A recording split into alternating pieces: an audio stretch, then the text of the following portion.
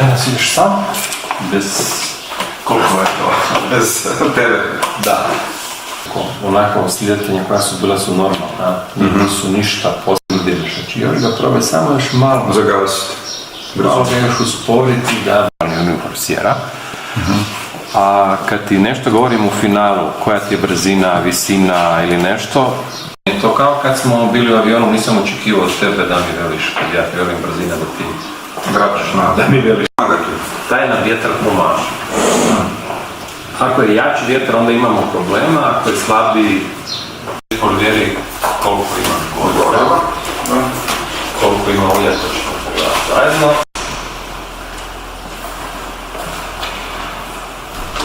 Vamo ti ćeš raditi pregled.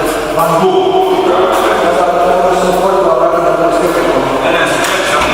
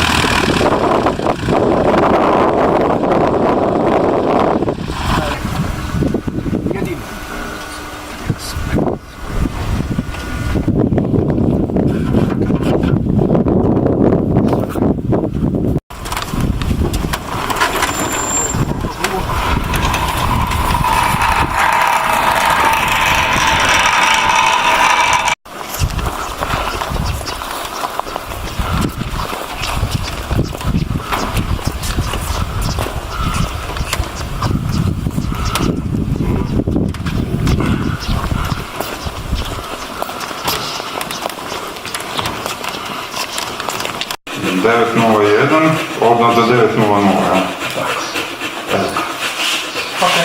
Dakle, 0.45, 6 školskih kruga. Ok. Sad je 3.35, 2.5 situacija. Ok. Sad ovo. Ovo je sad dio koji trebaš napraviti. Tako, Knjižicu. budemo kasno. Znači, Vlado Mihaljević ovdje pišeš.